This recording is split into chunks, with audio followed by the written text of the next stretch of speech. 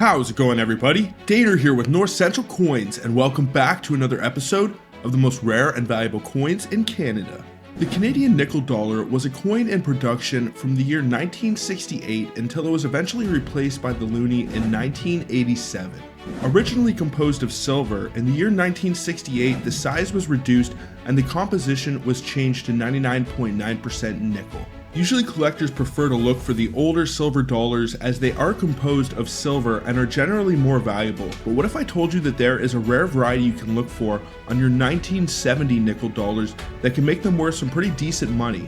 This rare marking is quite noticeable, and if you somehow manage to get your hand on a stack of these to search, you definitely want to know what to look for so you don't accidentally let a gem slip back into the wilds of circulation.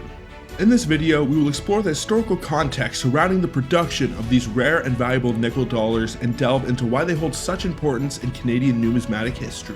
Additionally, we will discuss any distinguishing and identifying features, their significance among collectors, and also the potential value if you are ever to find a legitimate example. Before I do get into this, I would really appreciate if you guys would smash that thumbs up, subscribe if you're new, and also ring that bell notification so you can follow along with my new content as it is being released. And make sure to stay to the end of the video if you would like to find out how much you could actually get for these coins if you did ever find one. Then without further ado, what do you say we get right into it and discuss the Canadian 1970 counterstamped dollars. Let's get it, guys.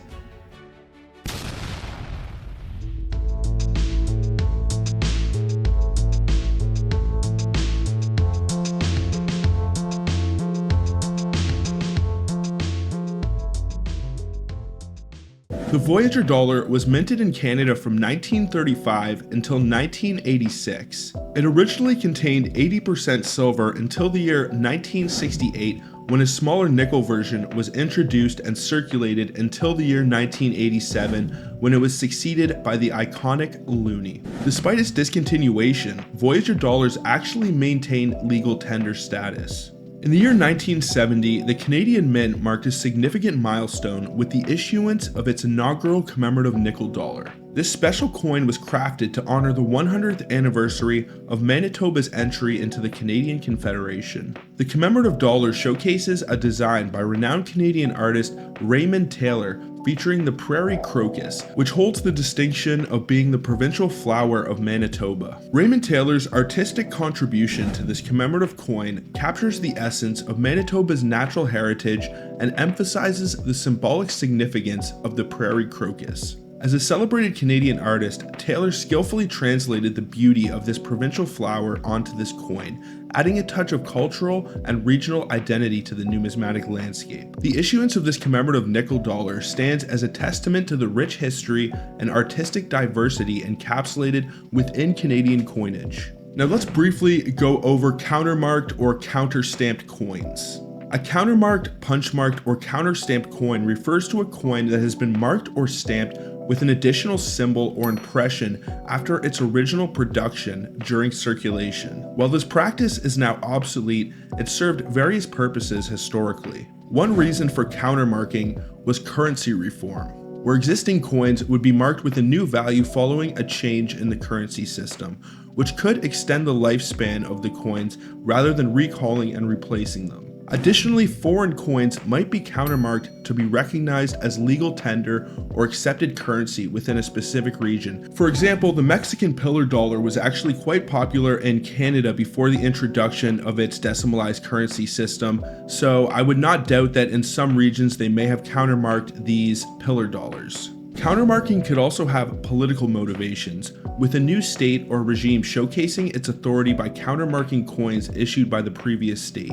The term countermark is often associated with manual punching onto a coin using a punch and a hammer or a primitive hand-operated machine. In contrast, a counterstamp is applied by a die and machine to an existing coin, with the use of counterstamps typically requiring authorization from a local or national government. An example of this authorization could be in post-World War II Germany, where some of the coins were actually defaced and the swastika removed and a countermark or counterstamp added so that they could still be continued to be used in everyday transactions, especially after the war when there is a huge need for coins.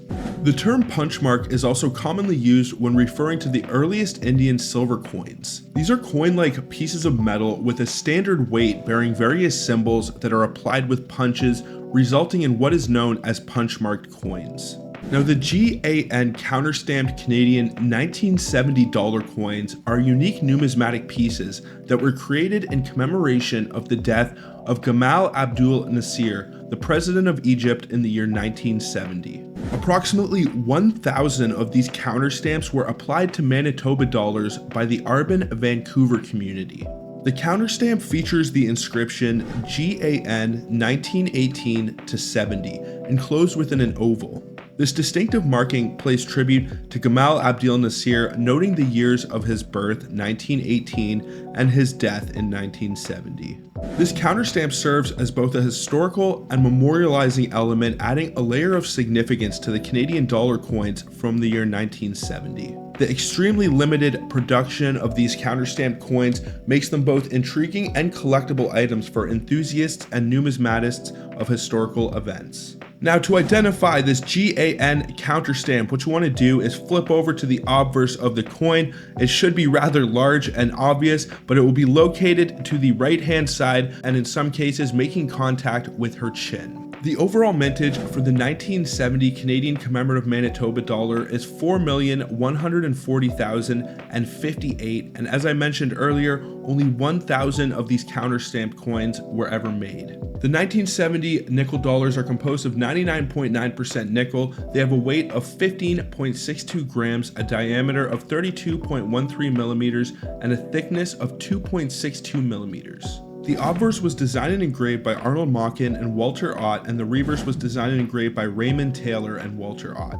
The edge of the coin is reeded, it is magnetic, and it has a diaxis in metal alignment, as is the standard for most Canadian, British, and Australian coins. Now, in terms of the value for the 1970 nickel dollars, they aren't super valuable on the low end. If you find a regular 1970 Manitoba commemorative, it's worth pretty much face value if it is beat up and worn. It can be worth around $3.50 for an MS-60, and its maximum value is probably around $100 for an MS-67. Now, if you can identify that GAN counterstamp on the obverse of the coin, it's not going to make it a holy grail and you aren't going to be able to retire from this coin, but I would say that you can get anywhere from $5 to $10 for one of these, even if it is pretty beat up and worn. It has a really cool story and people will probably want to add these to their collection, and for all we know, the value could increase as time goes on. Now, as we start to get into the mid-state range, it can be worth around $35 for an MS-62. Now, if you compare that to the regular 1970 without the counterstamp,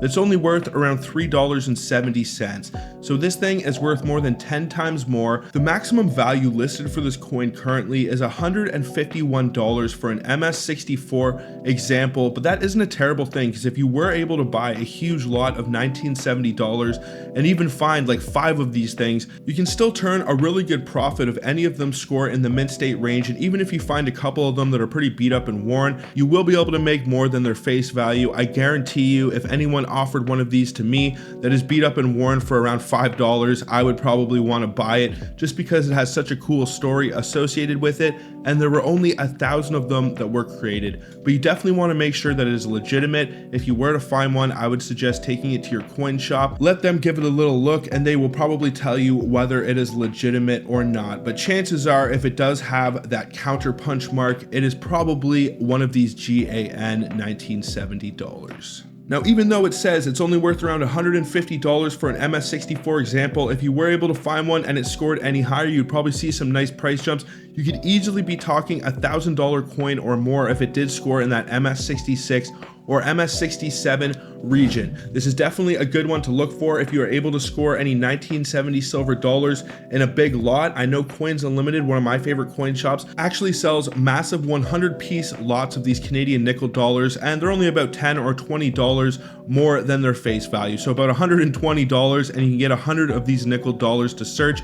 And if you buy all 1970s, you may just be able to find yourself one of these counterstamped coins. Now, what do you guys think about the 1970 counterstamped dollar dollar? What would you do if you ever found a legitimate example, or if you ever have found any of the coins that I discussed in this video? Please let me know down in the comments. I would love to know. Also, I would really appreciate if you guys would smash that thumbs up, subscribe if you're new, and also ring that bell notification so you can follow along with my new content as it is being released. But I think that is pretty much going to do it for this one, folks. So until the next one, everybody, peace out and have a good one, y'all.